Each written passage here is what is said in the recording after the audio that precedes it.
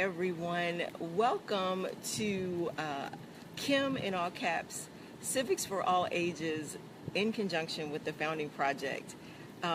We are here, as you can see, in sunny Florida. What I like about sharing and doing these videos is that we actually get to do them from wherever we are. So our family took a few days and came to the Gulf side of Florida to spend some time in the water and to get some fun in the sun, because sometimes when you're here in a state, you don't actually get to enjoy the beauty of the state. So behind me, you get to see the Gulf of Mexico, and we're going to do this lesson and keep it moving as we talk today about forms of government. But before we get started today, we are giving a shout out to the Washington Redskins and the Washington Redskins fans in the DMV and all over the country. So you know what? And as a matter of fact, which team could not use more shout outs and support than the Washington Redskins, since it's now about to be football season coming up? So get excited about that. So shout out to the Redskins fans, and remember to send your caps to the Founding Project so that I can give your team and your organization a shout out as we do Kim in all caps, and these messages go all across the country. So thanks for that, guys. Washington Redskins, woo woo, give them a shout out. All right, so let's dive in. Let's talk about the forms of government. Now, we have been talking, if you've seen some of the other videos, which is really cool because I'm bouncing around, but just give me a second, is that some of the videos are done in a sequential order in relation to the civics lessons that can be found at Alpha Omega Publishings. We're actually using their course, but each lesson in and of itself, if you see it out of order, it's okay. So don't fret, don't worry about that, but just take each lesson, and then if you see them in order or out of order, that doesn't matter, because each lesson can stand on its own. So today we're going to talk about forms of government. And you might say, well, why is this relevant? How do I need to know this? Well, it's good because you'll understand, one, why this country was founded and what the model was really supposed to be. Are we on target? Are we far from it? Are we close to it? Or do we need a course correction? So it's good to know what the forms of government are. So we're going to do like a historical synopsis of the forms of government. So let's get to it.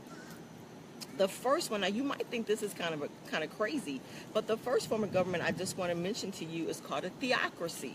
And you might go, well, what's a theocracy? Check this out. Just like I said, you might think this is kind of crazy, but a theocracy is a form of government where God is recognized as the supreme ruler. I know, I'm just saying. The example that I can give you of this would be the biblical example of the nation of Israel, where they were led by God. So there are some modern day examples, but I'm just giving you an overall definition, and then we'll get to examples, okay? The next is an oligarchy. Say that 3 times fast, right? An oligarchy. An oligarchy is when you have rule by a few. An autocracy, I mean, these words are crazy. You got theocracy, oligarchy. Autocracy is when there's rule by one person. A democracy, now see, that word will ring in your ears, but let's see what the definition of a democracy is a rule by the people. Okay, sounds good. Then you have a republic, which is similar to a democracy, but it is a government run by representatives who are elected democratically by the people. Okay? So, let's break these down. An oligarchy, usually what that means is it's a group, and it may consist of a group of folks that are wealthy or have power, and those people get to decide the rule of law. Now, nations like Russia, when they were under communism, England and the Roman Empire have at times been governed by an elite group of people. Now, you could ask yourself, and you could say to yourself, these days, is America an oligarchy? In the sense of in the definition. So just hold that for thought, okay? Let's go to I can say this word, an autocracy or monarchy. Now I'm going to follow along and move along in my lesson. Hang on one second. It's a little breezy this morning, we're out here by the pool and stuff. Okay. An autocracy or a monarchy, these were countries that were frequently ruled by a king who, check this out, my husband's holding the camera for me, who claimed that they were given the authority to rule by divine right. So, and we're talking historically. We're not necessarily talking modern day governments, but historically, monarchs said that they were given this authority to rule over you by God. Isn't that something? And generally, and this is still pretty true today, the position of monarch or king was passed down from generation to generation, with the eldest child becoming the next monarch. And the example of that for us is the most current modern day monarch would be like the Queen of England, who she was the oldest. Her father was the king. She was the oldest, and she became queen. Now, she has ruled so long that her son, I don't think, is ever going to be king, and it'll just skip to her grandson. But that's another video for another time. Just trying to get the understanding. So, countries that have at least by one time been ruled by a monarchy would be England, Spain, Brazil, and France. France has had a whole bunch of things in their history, a whole bunch of different forms of government. Now, interesting enough, let's talk about autocratic governments. I think I need to say that word and write that word like 3 times fast. An autocratic government can also be known or called a tyranny or a dictatorship.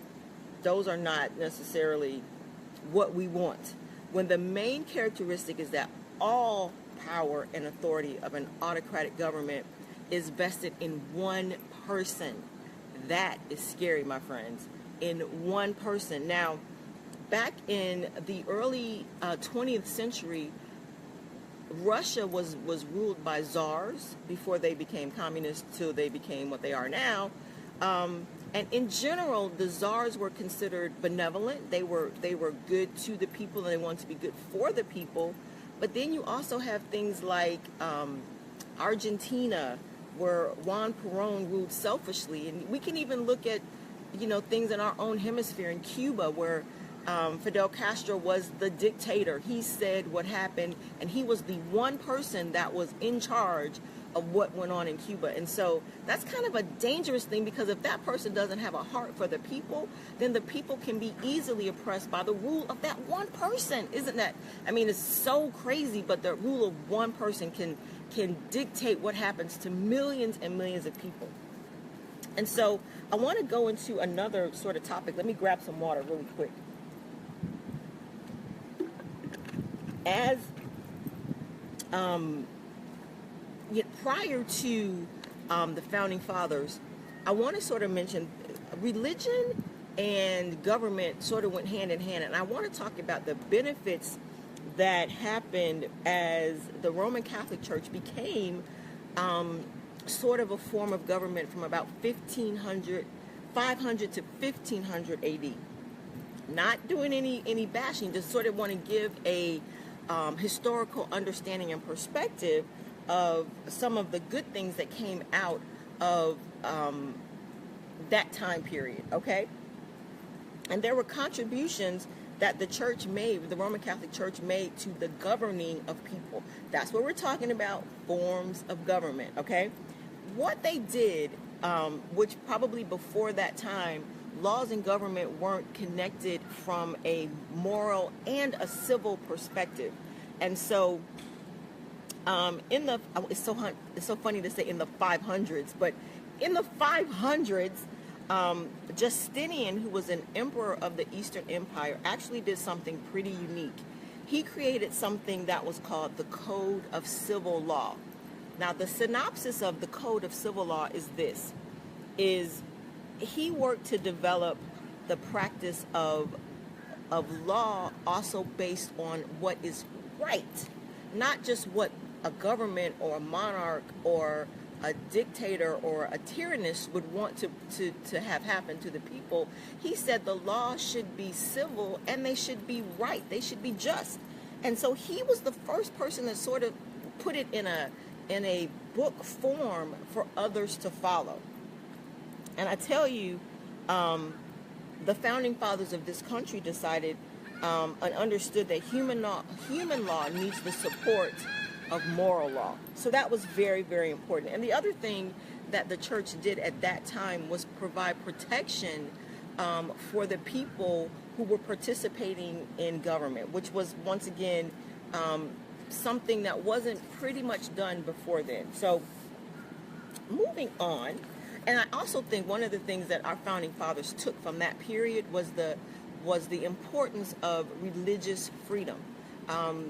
English citizens, religious freedom wasn't necessarily an important step for them in their laws and things like that. But here, once the founding fathers started writing the Constitution, religious freedom became a very, very important cornerstone of who we would become as a nation, based on that understanding. So as we keep moving forward in the lesson, I'm doing good on time?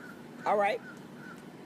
A couple of things that are important. We won't dive deep into this, but I'm going to switch over to England now.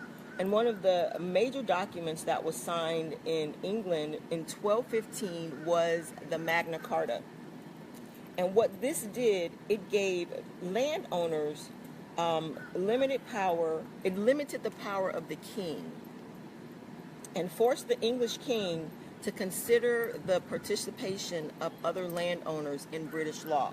So that was a very groundbreaking statute that people still look to today. So 1215, the Magna Carta, you can do some research on that part yourself. And another thing that happened around this time is we're moving forward to modern day. Not quite modern day, but we're getting there. So from 1100 to 1300, some universities began to spring up.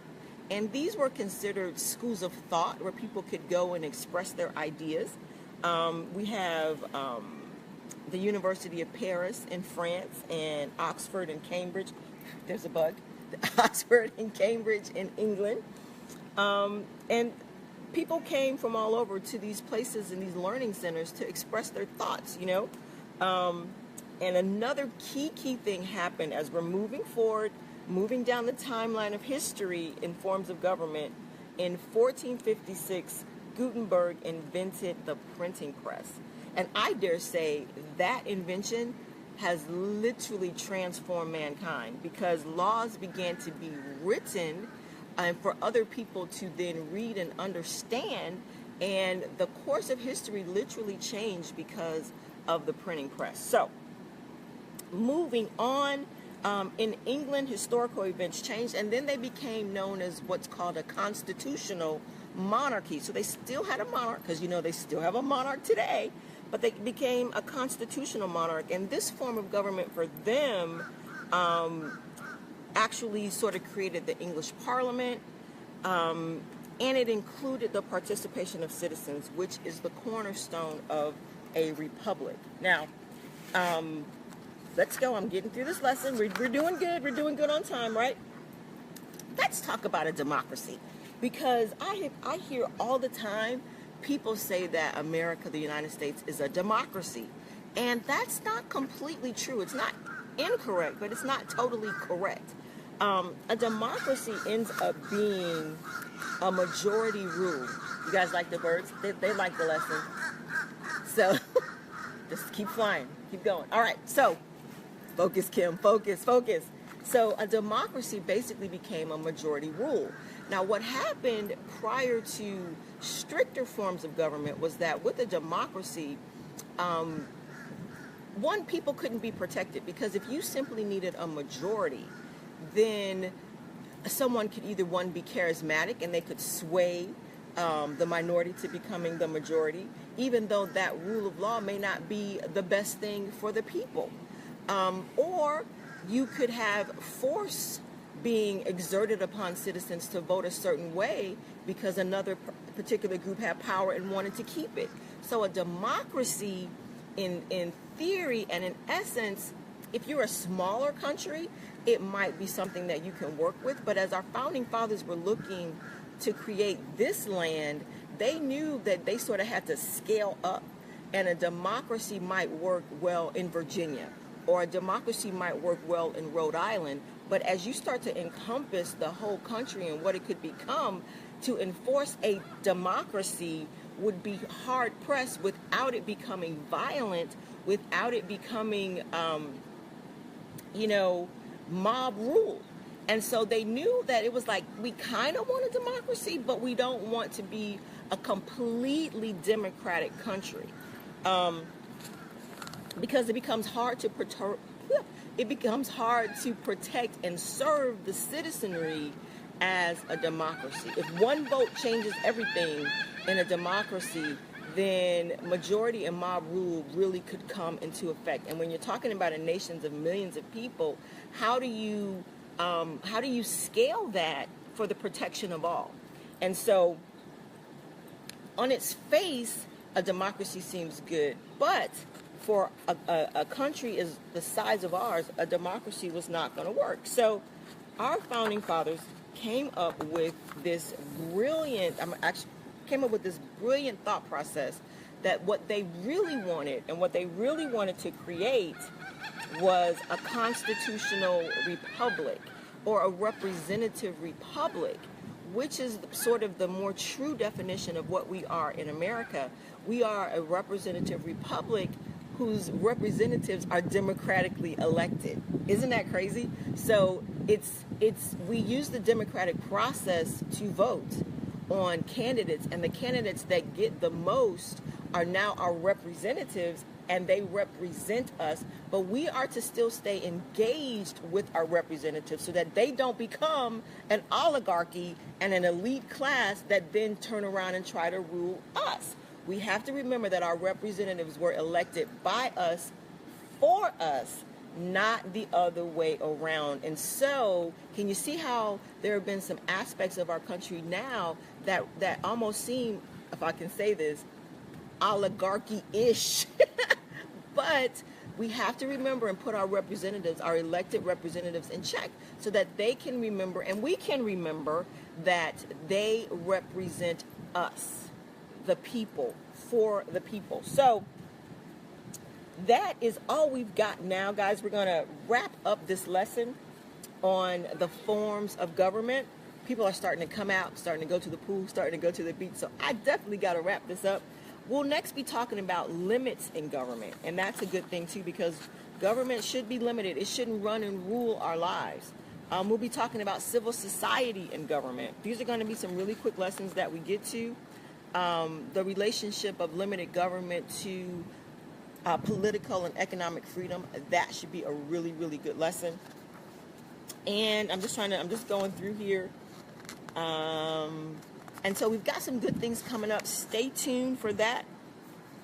And know that send your caps, Kim and All Caps, to the Founding Project. Go and like their Facebook page right now. Go and do it.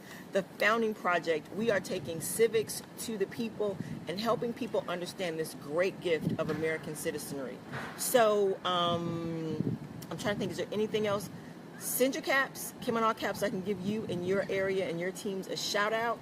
I think that's it. Am I good? All right, guys. We look forward to our next video. Talk to you soon. Have a wonderful time. Bye-bye now.